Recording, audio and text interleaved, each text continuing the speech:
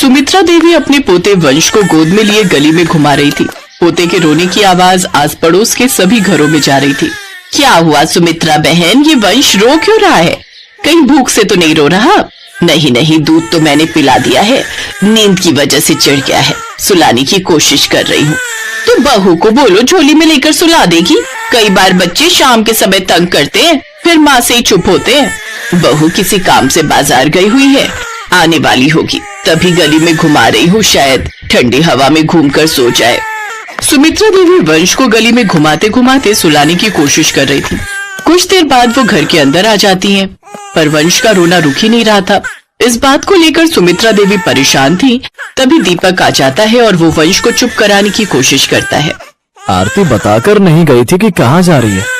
बाजार से कुछ सामान लाना है, यही बोल रही थी, पर इतनी देर लगा देगी मुझे नहीं पता था। तभी आरती आ जाती है।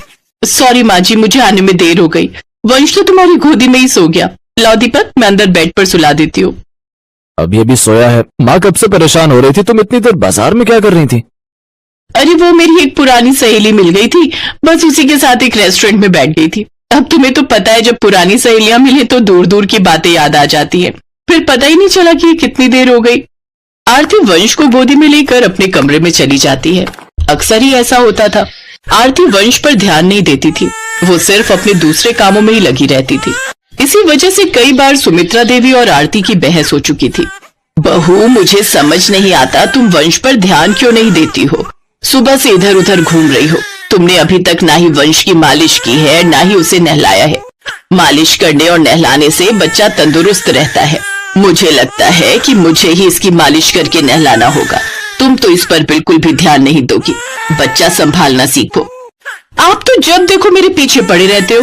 मैं अपने ऊपर बिल्कुल भी ध्यान नहीं देती हूँ। सारा दिन आप मुझे ताने देते रहते हो। संभालती तो हूँ, और कितना करूँ?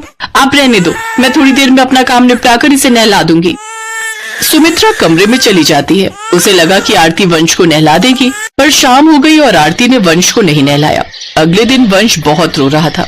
लाओ, मैं थोड़ी देर बाहर आंगन में घुमा देता हूँ, शायद चुप हो जाए। दीपक वंश को गोदी में लेकर घुमाने लगता है, पर वंश लगातार जोर जोर से रो रहा था। ला मुझे दे, आ मेरे बच्चे, आ मेरी गोदी में, मेरा बेटा। कहाँ दर्द हो रहा है? क्यों रो रहा है मेरा बच्चा? मुझे लगता है हम वंश को डॉक्टर के पास ले चलते हैं, ये चुप ही नहीं हो रहा। रुको, मैं समझ गई ये क्यों रो रहा है। बहू, तुमने वंश को कल नहलाया था या नहीं? मुझे इस बात का जवाब दो।